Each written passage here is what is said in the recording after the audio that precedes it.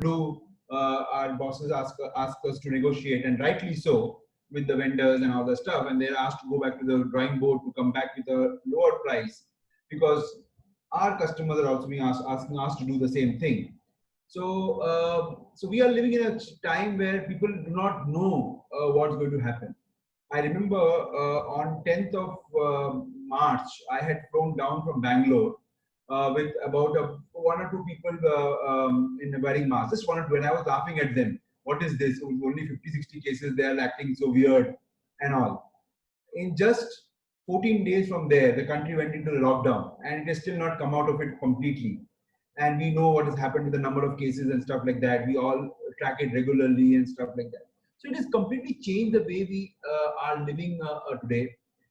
People have moved online. Our life is online. Hardly any. We are stopped meeting friends. Everything is on video. But as human beings, we are emotional. We like to meet people. We like to touch and feel, and hence this change obviously also is impacting marketing. So my question is, how do we reimagine marketing? How will marketing reshape itself going forward? Obviously, I'm not someone who can predict the future. I'm not good at it. I don't make a claim that I'm good at it, but I can perhaps give some best practices, some ideas about how we can tackle the present. Forget the future, because future honestly nobody knows. Okay, for all you know, it will suddenly one fine day it will just disappear, or it might continue for 2-3 years or even more. You never know what's going to happen. Nobody knows. That's the beauty of it. The beauty is that we do not know, right? So let's move forward.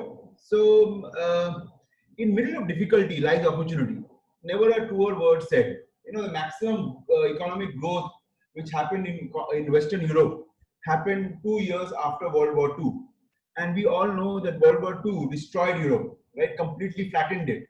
But the maximum economic activity happened post that, and in Japan, which again was nuclear bomb.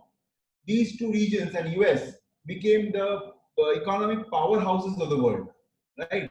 So in difficulty, there's opportunity. Similarly, in today's age also, there are a lot of opportunities. We can see the stock market, right? Suddenly it has gone up. Today I read somewhere that the Dow Jones has gone to highest or something like that, right? So even today's stock market, though it fell today a bit, but it has still reached about 34,000 points, which it hadn't for almost 3 months now. So those are the things with the challenges, which are the opportunities which have been created in the market, right? So let's move forward. How are the pandemic changing the world? Now, obviously, some of this you already know. You must have read about it. You must have encountered it. So I thought I'd just revisit it for some time. There's a 50% demand contraction because on certain products, not all products, because of lockdown. Overall, the 50% demand shock that ain't likely to change for the near future. It's not. That's gone. Right? Airline seats not sold, gone. Hotel rooms not sold, gone. Train tickets not sold, gone. So there's a 50% demand shock that has happened. Post lockdown, that is right now, discretionary spends are being, we are all being conservative about discretionary spends. Why? Because we do not know where we will be a month later. We do not know about our job security. We do not know our organization's viewpoint. So all of these are uncertainties. So discretionary spends are being curtailed, and hence the economic growth is also being affected. I tell my friends that, look, if you can afford it, do binge buying now. That's the only way to kickstart the economy. Buy products even if you don't need them, and only if you can afford it, of course, because that's the only way you will actually save your jobs. Eventually, that's going to come back and hit you. So buying habits are moving online. There's an interesting thing. A lot of these small stores. I had this friend of mine who runs a small little e-commerce software company, including my company does the same thing, but for larger enterprises. What he was saying is, there is a small department store in Salt Lake in Kolkata, maybe about 1,200 to 1,500 square feet in size, and they said that, look, they have small aisles, narrow aisles, right, which people are not comfortable coming into because they think that they'll contract the virus. So what does he do? He goes to this friend of his and says, okay, let me put my entire shop online. Let them order online and I will deliver. Okay, now this is a small shop whose monthly turnover might not be more than a lakh of his daily turnover may not be more than a lakh of rupees at best, right? So this shop is going online. The big shops obviously are going online, but this is a new world that they're entering into. They never thought, Mont Blanc never thought that it had to go. Uh, it had to be online because it's about that, right? So, but people are going online. Brand which was exclusive like Louis Vuitton, Mont Blanc, Jimmy Choo, okay, which has always prided itself on the showroom itself as being an experience, has to explore online options. They are forced to. Okay, obviously, the second point in industry trends, all ground events are cancelled. I don't think we are going to go into a hotel room for attending an event, at least not this year. We won't be very comfortable with it, unless, of course, we are the only person there. Though I think restaurant visits and all that stuff will start changing in some cities very quickly. Supply chain, which is dependent on Europe, China, and Asia, are likely to get disrupted, especially China. China already got disrupted big time. Never mind what is happening now over there. Europe, we all know the situation, and hence your supply chain has to look for different resources. And offices, even though permissions are being given to open up, including other countries, people are wary of opening up because of health risk. Why should they want an employee to fall sick? And if their employee falls sick, then the entire office gets quarantined for 28 days or 21 days. So why should they take that risk, right? So people are not going back to an office in a hurry. Marketing impact. Move from work to home has created a pile up of advertising inventory. What does it mean? Obviously, because a lot of advertising was served when they were in office. Those advertising has now been curtailed. They cannot do that. Account-based marketing or retargeting was based on IP and from where you are coming from. That is also not being possible because you're working from home. Emails are being more emails are from Gmail rather than your official ID. And lastly, direct-to-consumer brands will ramp up their on-brand presence. They have to. Okay, Marks and Spencer about a month back in India said that we have got an entire store online. They had to. Do they want? Did they want to? No, they had to. Otherwise, they will go out of business. So this is how the pandemic is changing the world, and we all know about it. So I thought I'll just touch a bit about it and talk about it. Okay. Now media spends. If you see the forecast made in October 2018, this is an Asia figure, and versus March 2020, there's a significant drop in some of the even digital, which we all thought that will pick up. Even that has dropped as compared to earlier. Why? Because a lot of marketers have totally stopped spending. We won't that impact our marketing? Won't that require us to think of marketing differently? Of course, we have to. Now, which industries have got impacted worse? We all know this, but I wanted to share this figure. Industries most affected due to COVID: travel, retail, restaurants, auto, and apparel. I think apparel industry is surprisingly very low, big growth, but I think it will be even more so. A lot of us working from home won't require new clothes for some time. We are all wearing shorts and sitting in front of the camera, maybe, right? So we do not need to look like Salman Khan anymore. We can get away with what we have. So apparel industry, I think, will take a bigger hit going forward. This is what it is now. And I think retail travel and restaurants will pick up. Why? Because a lot of cities in India itself are not so badly affected, like Hyderabad or Bangalore or even to some extent even Pune, are not as badly affected as say Bombay, Chennai, Delhi, right? To some extent, Kolkata, if you believe their figures, is also not very bad. So these cities will open up, people will start taking risk, and I think they will open up because people want to be outside, people want to have the freedom, people want to take a risk. So what should we do? Obviously, if I knew this question, I would perhaps be consulting at Harvard University, but I'll just give my point of view on this, and you can all debate on this and give your point of view. What should we all do? This is okay. Surprise, surprise. In the last 15 days, we have witnessed, last 15 days, mind you, we have witnessed a 618% increase in our web traffic during the corresponding period last year. Why? And this is TripAdvisor. Why? People have now realized that okay, it is safer to now explore other things. Okay, now let's see what is I have survived. Let's enjoy. So whatever we think is likely to happen is actually not happening. We thought that travel is not going to come back for a long period of time. It seems not so. Not so. People are willing to take a risk and travel, right? So going forward, let's move forward.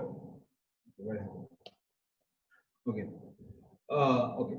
What will consumers expect? What will consumers do? The first thing the consumers will do is they will continue to remain emotional. Okay. There is a term in marketing called privilege marketing. Let me just explain it because it's very important to explain the first point. Emotion. When you go to a Rolls-Royce showroom, most of us won't be allowed to visit. Why? It is by appointment, and that appointment is given by tracking your case history, whether you're fit enough to even go and visit a Rolls-Royce showroom. Okay, you might be able to afford to buy a car, buy the car. You might be able to afford 5 crore rupees, but are you the kind of person that they want to sell it to? No. If it is no, you're not getting an appointment. Similarly, Ferrari can deliver a car after order within 15 to 20 days, but they take 9 months to 1 year to deliver. Why? Because they want you to feel the desire to own that car. That 1 year wait will make you feel, man, I've got something really, really valuable. Emotions. Louis Vuitton, as we all know, burns all those products that does not sell that year. They destroy them. Why? Because to create that, they do not want to get into the second market at all. That is called emotion. Emotion is something which cannot be quantified in any way. So consumers will continue to remain emotional. So what does it mean? Which means they will connect with brands which have shown that they are empathetic. They care about the world. So if you see some brands have said that, look, we have started manufacturing ventilators, we have started manufacturing PPE kits, even though I'm sure they're not making any profits out of it, but it is telling their consumer who will come back to them later on that, look, we care for you. Okay, so they will continue to remain emotional, and we also need to address that emotion. They will seek a vote of trust. Okay, what does it mean? Referral. They will go to people who say that, look, this brand is doing well. You know, this hospital is safe to go to. This city is safe to eat from. Big Basket is okay to buy from. Food from McDonald's is now safer. They will still go on seeking a vote of trust. We have to address that, which means our referral marketing programs have to be in place to address these needs. They will continue to seek value, that will never change. I don't want to explain that. And they want to seek both product and service. So just delivery of the product is not good enough. They want to deliver on time. I remember about 20 days back, whenever you used to order from Big Basket or whatever or e-commerce stores, the slots used to never be available. Okay, and then we used to give up. Like, chodo yaar, let's go to the small kirana shop and get it. We used to never get a shop. Okay, now we are forced to go to Big Basket. Why? Because why are we? Because now that it has spread so much, we are scared to go out and buy. Right? So Big Basket. So now we are ordering. Now we are getting the slots faster, and I have already communicated to others. Hey, slots are available every day. Do a buy. Right? So that is something which they are expecting. Both the product and the service should be there all the time.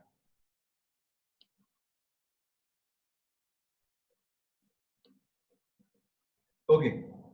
So the playbook. Okay. Firstly, I would urge all marketers over there to think of empathy. Empathy means, I'll give an example from my present company. We did a relief program, which we call Netcode COVID Relief Program. What we said is that we have a product called personalization. We said we understand your problem.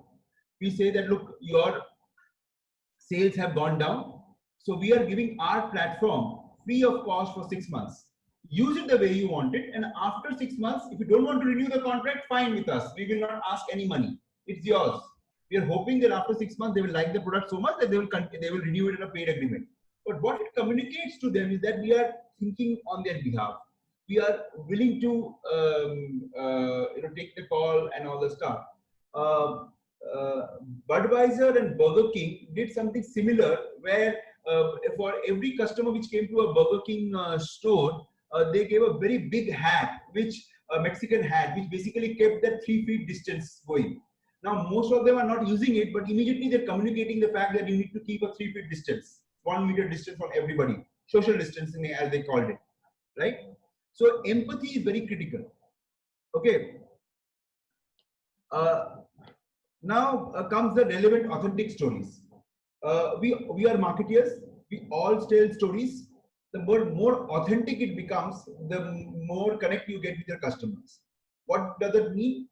I gave an example of this PPE. People are making PPE kits, or organizations are arranging for buses to take the migrants back home, or there are transport companies, or if you are going back to, say, some companies says, if you are going back to Bihar and UP, we will going to give the train tickets free of cost. That is basically creating an authentic story, which is telling that, look, I know I'm there with you, I will connect with you, and I will take it further for you. Okay. So, so the idea behind is that you need to be telling stories which are connecting with people. Okay. And lastly, be agile to the new normal. In March, if somebody in early March or late February, in fact, somebody told me, in fact, I used to keep telling people, I said, no, nothing will happen. If somebody told me that, look, you will not do any ground events at all, I would have laughed at him. Come on, not going to happen. But are we doing any ground events now? In fact, weddings are only 50 people strong, right? There's a joke going on which says that you will know who your friends are if you get invited to a wedding, right? So weddings itself are so becoming smaller and smaller affairs. So obviously, you need to be agile to this new normal, new paradigm which is being created. Okay, digital. Everybody is going digital now. Now what is happening is death by webinar, right? Everybody is doing webinar, right? Here also you are on a webinar, right? But can we explore something else? We're doing a webinar because there's no other alternative, so we do webinars and people do come. I don't know, maybe 30-40 people are here right now in this forum. People do attend. But the fact is, you need to be agile and find the moment things come back to normal, okay, or it is coming back to normal, you need to be alive to that. For example, I read somewhere in UP, I think, that malls are being open, but shops inside the malls are not being open. Okay, so malls itself is creating a curiosity element. People are going there and finding out ki kya ho raha hai, open hua hai ki nahi, has it opened up and all that stuff. Can I find a marketing opportunity over there? Can I be alive to all malls? Okay, very few footfalls. I don't know to spend. The malls are not going to ask for any money now because they are hardly getting any footfalls. So whoever is coming, can I do a marketing event over there? Maybe these people are someone who are willing to take risks, right? People coming to the malls right now are the ones who are risk worthy. So maybe I will have advertising on the roadie show over there. You never know, right? It might connect. So those are the things that I would do. So always be alive to opportunity which is arriving. Don't say that it's not going to happen. Okay, this is a quote which I like. So I put over here. Distance means so little when someone means so much. Our customers mean so much. So social distancing won't be a problem. They will find you out if they want something for you. But you need to be there for them too. Okay. Second point is adapting to the post-COVID world. What does it mean? Okay. Firstly, you anticipate customer needs, consumer needs. Then you leverage the technology that you have today. Okay. Be present in the digital world and focus on customer experience. So let's go from back to front rather than front to back. Focus on customer experience. Before this COVID happened, all we were hearing is that the CMO, the marketing head's role is dead. The customer experience is the king. You have to provide customer experience. The experience that they get in the store, the experience that they get online, the experience when they call up customer service, all that has to be top notch, because based on that is what they will buy and retain and be your customer for life. Customer experience was the key. But how do you provide customer experience in today's world? They are not coming to the store. They are visiting your website, yes, but they're not buying because they're afraid that they might buy, or even if they buy, the guy who delivers might be carrying the virus. What if I get it? There was a case with this pizza delivery incident in Delhi. What if I get it? So today people are washing pizza boxes with choline and all that stuff, soaping it up. Okay, so how do I give them the same customer experience, consumer experience, and making him believe in it? So what does some of the brands do? They say that, look, like Uber says that, look, this is a driver, and the driver is almost as well dressed as the doctors these days in COVID wards, fully clothed up. Okay, this is a driver. He will take you from point A to point B. Don't worry, you are safe. Then you see someone saying that, look, we have this plastic curtain from the driver to the passenger, making you feel safe. Uber and all that stuff will be the ones who will do that. Okay, that's how you create the customer experience for them. Be present in the digital world. Be very socially active. Leadership, middle management, senior management have to be socially active, because people are looking for you over there. And if you are making a dormant presence, you are losing your customer mindshare. So presence on digital media, digital presence, social media, digital platforms, digital outreach is very important. And obviously, for do that, you need to have technology. There are more and more technology which is coming up. They are becoming cheaper. Who had heard of Zoom in January 2020 among the people that is there today? I'm sure most of us would have heard of WebEx, or maybe this one, because we never did video calls. Today, Zoom got listed at like $6.8 billion. Okay, so that is what happens when the paradigm shifts, right? And anticipate customer needs. Very important. I wrote about this earlier. If you cannot know that the budgets will go down, or what kind of compelling content you need to create, or you need to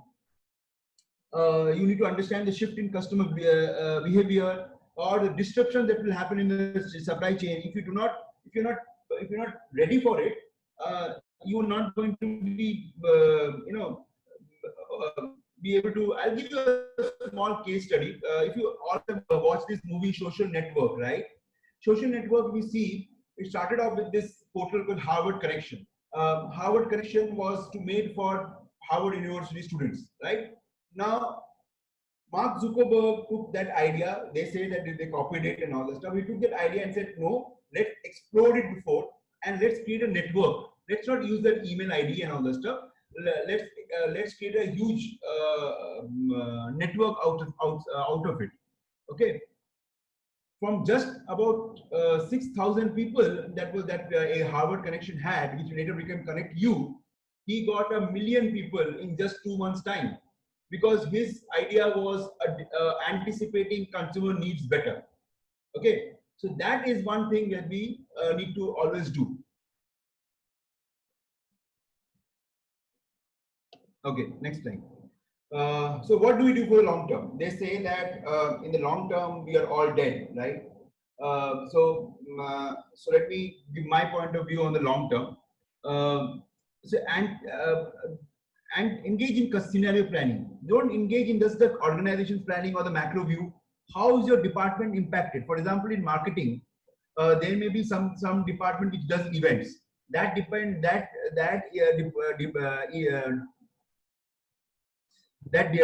will be impacted. What will the people do? Or the admin and travel team in organizations. Nobody is going to travel a lot in the next 6 months. What will they do?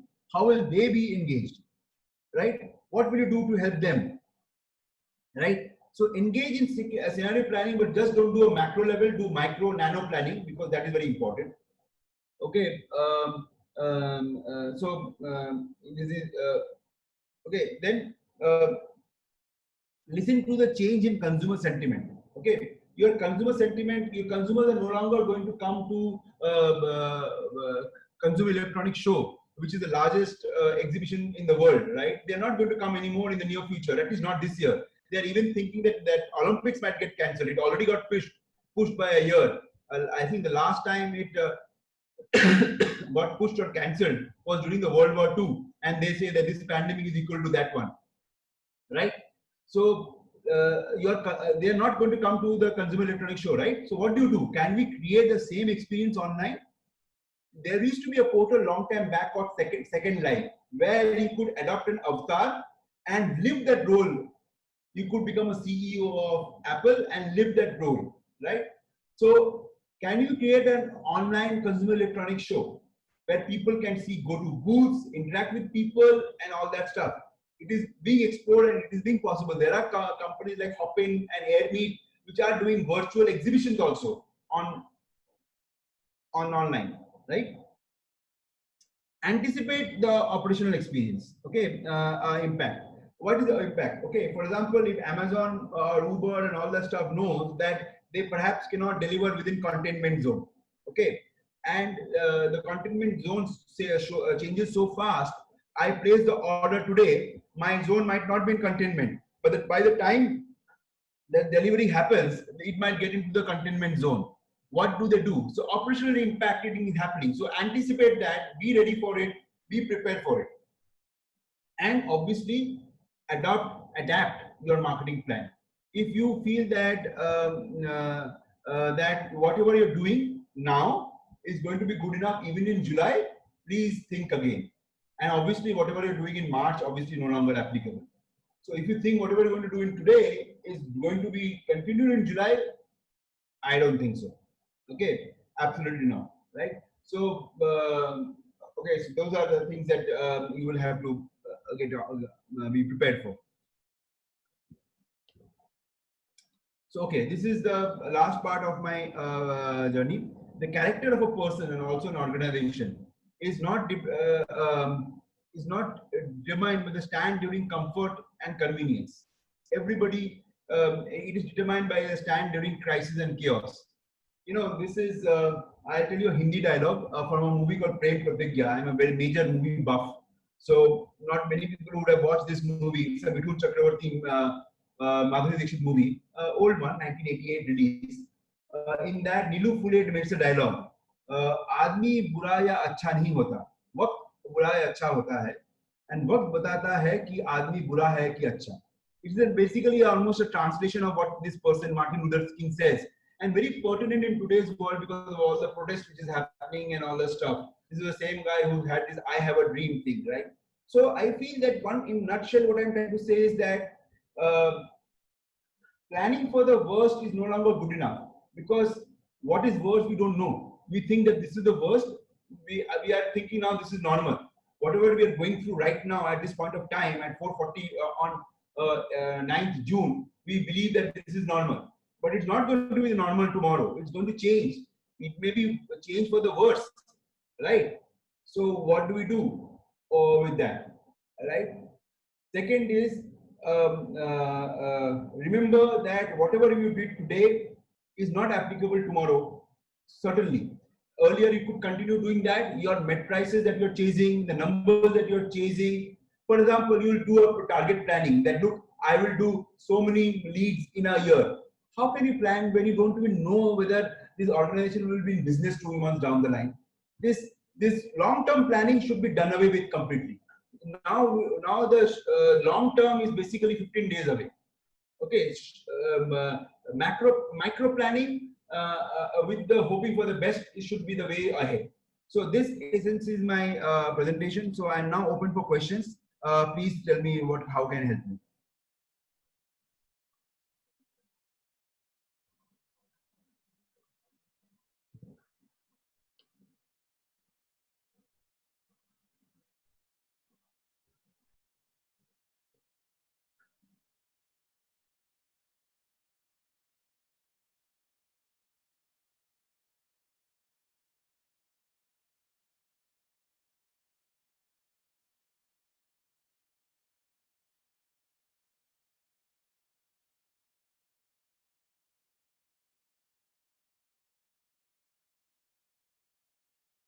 So if there are no questions, maybe I should stop sharing.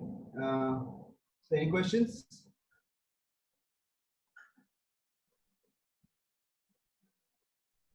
I think there are some messages over there. Let me see.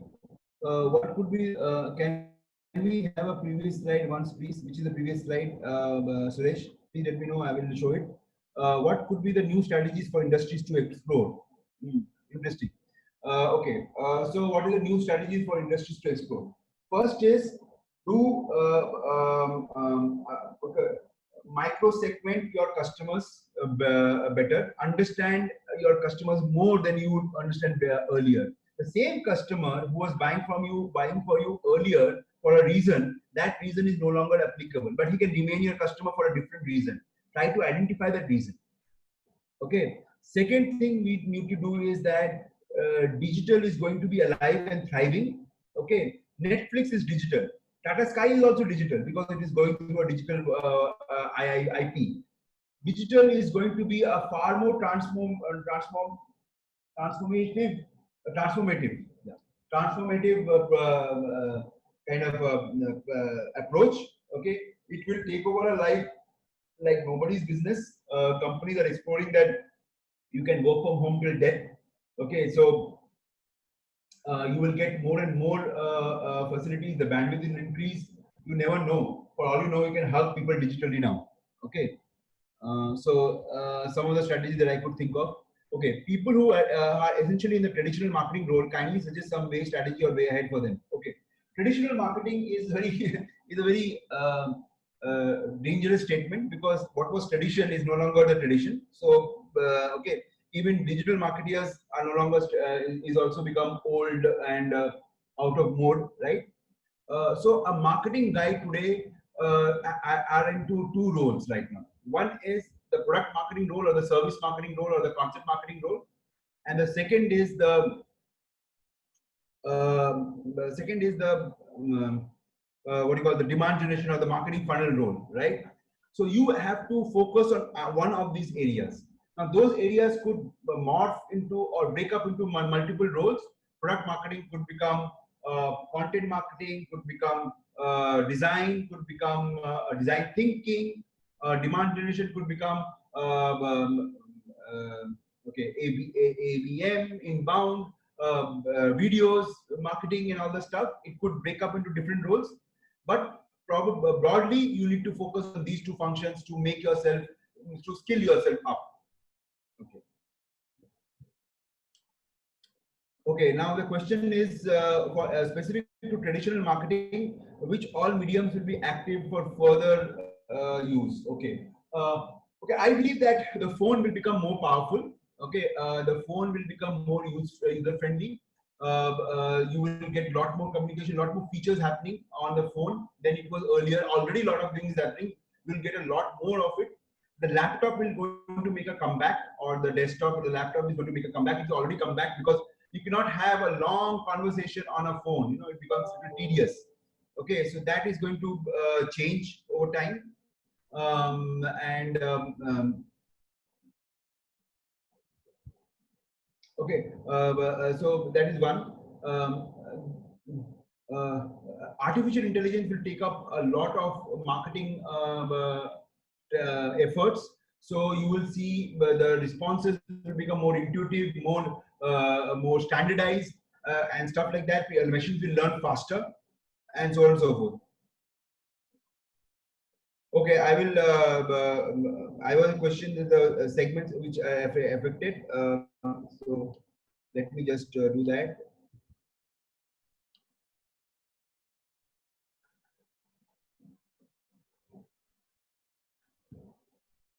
65% degrowth in travel, 56 in retail degrowth, 50 in restaurants. This is worldwide. 49 in auto expected, and April 26. I think the degrowth in April will become more pronounced as time goes by. Before this, previous slide to this also. Yeah, this is this one. Yeah, so this is the drop in the spends. You see that digital also has a drop, a significant drop, more than say TV drop. Why? I think it is evident. People are also spending a lot more time in front of the television, and hence there is a increase. There will be increase in TV, and people are going to now start consuming because the e-commerce being opened up.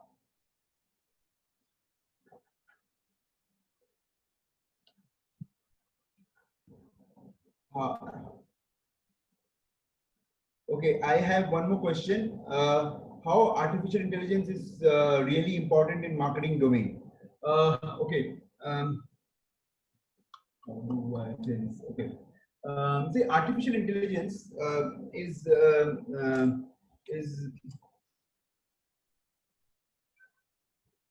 okay. What is artificial intelligence is? Okay, there are it basically mimics a human response. Okay, ideally it should take over the human being, which is not going to happen. It mimics a human response. So anything which is standardized, for example, social media engagement or chat bots or analytics or understanding patterns or alerting about certain things going wrong. Okay, these are going to be driven by artificial intelligence. The machine will decide for you based on certain patterns, and you'll get to know. That's the basic level I would tell about artificial intelligence. Any other questions?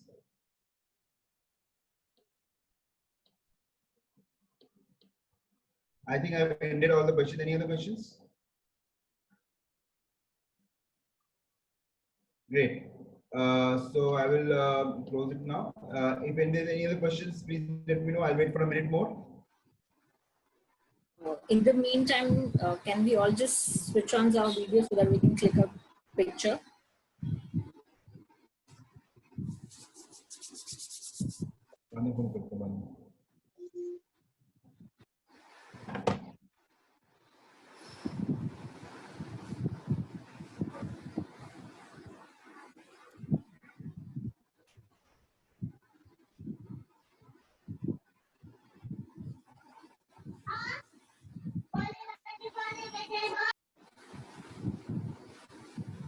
Suresh, are you clicking or should I click it from our end, my end? No, I've taken the screenshot. That's the best way to click a picture on the Lappy. Okay, great. One second. Now I'm taking one. Yeah, I got it. Thank you, everyone. We are going to share a link with you all on our WhatsApp, and you can give your feedback. And if you have any queries, I think you can come back to us. We can connect you to Mr. Chakraborty. Thank you, Mr. Chakraborty. It's a great time having you, and this. I hope you are doing fine. Look forward to have you again for more lessons. Thank you so much. Thank you so much. Thank you. Thank you. Thank you so much. Thank you, guys. Thank you. Thank you, everyone. Yeah. Thanks, Suresh. Thanks. Thank you.